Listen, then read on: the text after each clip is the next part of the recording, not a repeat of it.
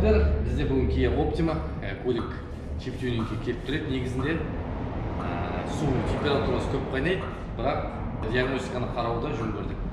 Бұл көлікте бірінші бір проблема, алысы жоқ, су тез қайнайды, блогы. Сондықтан көлікте прошивка келген болатын. Диагностика басында екінші мен төртінші цилиндрде ақау болып шықты. Қазір мотор тестерді қосқан жоқпыз. Мотор тестерді қазір екінші цилиндрдің катушкасын алып тастап, ішіне датчик давление тексере саламыз. Сосын машинаны қыздырып, 1-2 процедурамен қыздырып тексеретін боламыз. Егер осы екінші цилиндрде ақау табылса, оның ішіне камера, сосын шешімін табатын деп қарайтын боламыз. Ендеше мен қазір датчиктерді салып, свечін ашып, өзінің датчигі бар мұнда.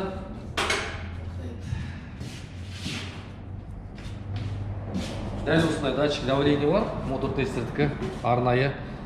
Көбі компрессормен тексергенде көлікті қыздырмайды ғой, біз қыздырып газ беріп тексеріп көреміз. Сонда клапан, зажигание және цеп созылған бекен, көліктің клапандары, поршын, цилиндрлері сосын бөлігі бар осы арнайы құралмен. Және TSS деген диагностика бар, ол коленный балдардың датчиктерін тексеретін боламыз, бірақ бұл көлікте арнайы 2 және 4-ші цилиндр нақты проблемасы бар.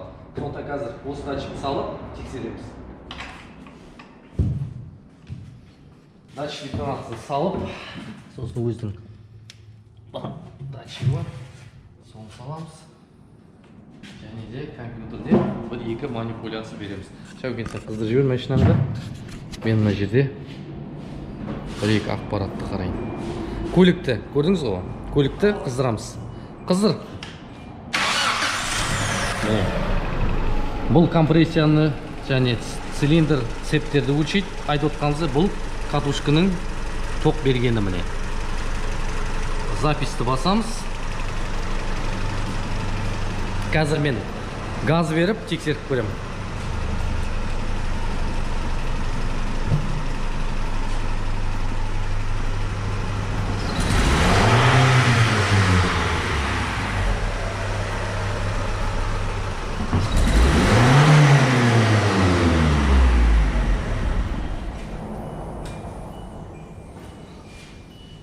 Тексеріп сөндірдік. Жазуды тоқтатамыз. Мына жерде міне қызыл, бұл қызыл. Ауа сорып тұр, немесе клапанның дұрыс жабылмаған деп көрсетеді бұлай. Мысал ретінде келтіріп жатқаным сіздерге. Қазір соны басамыз. Және кішкене күте тұрамыз. Мінекей достар, жауабын таптық. Заключениесінде цилиндр на кольцасы отырған деп тұр. 29%. 29% бұл компрессия 6% көрсетіп тұр. Бірақ әзірше асықпаймыз, бірінші клапанды қараймыз. Егер клапанда да дұрыс жабылмайтын болса, ол компрессияны көрсетеді. Бірінші қазір камера салып қараймыз неден екен.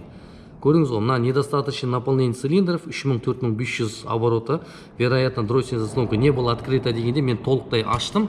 Бірақ бұл жерде мына мап датчикті көрдіңіз ғой, осы салынбаған. Сондықтан дроссель 100% ашылмады деп көрсетіп тұр. Бұны салсаң перебойланып кетеді. Перебой жаңағы цилиндрден дұрыс компрессия болмағасын, бер қарай ұрғасын. Бұл мына шлангын салғаннан кейін көлік дұрыс жүрмей жүрген осыдан міне. Қазір біз компрессия датчикті суырып, камера салып көретін боламыз. Не болып тұрғанын анықтап тексеретін боламыз. Мінекей достар, енді камераны салатын боламыз. Жаңа проблема шықты дедік қой, екінші цилиндрде компрессия жоқ деп. Қазір арнайы өзінің камерасы бар. Соны цилиндрге салып қараймыз. Көлікте не болып тұрғанын.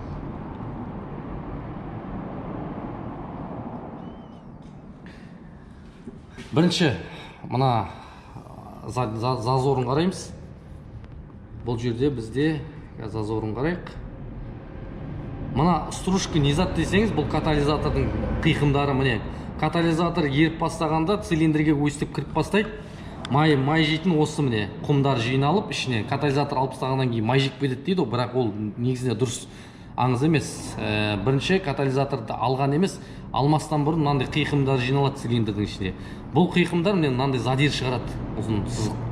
Бұл сызық сосын жаймен май жеп бастайды деген осы. Мінекей, мысал үшін құмдар тұр міне. Міне үстінде ақ стружкілерді көрдіңіз ғой? Осының бәрі катализатордың қиқымдары сөгіліп бастаған.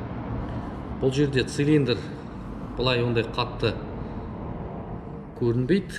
Бізге маңыздысы клапан. Мінекей, клапанның май жеп тұрғаны, клапан сальниктен май жеп тұр деген сөз міне.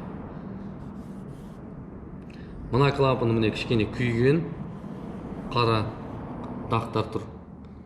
Мына клапандарда уже седлосы отырған. Бұны тоқырға апарып тексерту керек болады.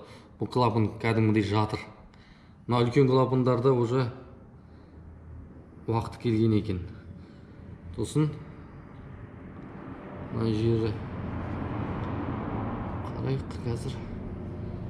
Мына жері міне көрдіңіз ғой? Арасы жабықтау, мына жерінің арасы кішкене үлкендеу. Бұл демек цилиндр бір қапталда жатыр деген сөз. Кольца кішкене жонылған. Осындай міне проблемалар анықталды. Көлікте свечи катушканың ауыстырудың қажеті жоқ, барлығы жасап тұр. Проблема мотордан болып тұр. Енді бұл моторды ашып жинай ма, немесе қолдан сатып ала ма, оны енді иесі өзі шешетін болады. Біз нақты проблемасын тауып бердік, өзіңізге де көрсеттік. Осындай міне диагностика дәл осындай болып келеді. Компьютермен қарап, оны ештеңе таба алмайды. Арнайы өзінің құралдары бар осындай. Сонымен қарап, өзіңізге дәлелдеп көрсеткенге не жетсін негізінде. Осы міне Kia Optima 2005 жылдікі дәл осындай шешті. Келетін болып жатсаңыздар, хабарласыңдар, WhatsApp номерім бар. WhatsAppқа шығыңдар, телефон алмай жатсам. Осылай міне сіздерге түсіндіріп, көрсетіп кетемін. Барлығыңызға да рахмет, сәттілік, лайк басып, бір жазылып кетсеңіздер, группаға таратып жіберсеңіз тіпті жақсы болар еді ағайын. Осылай міне диагностика.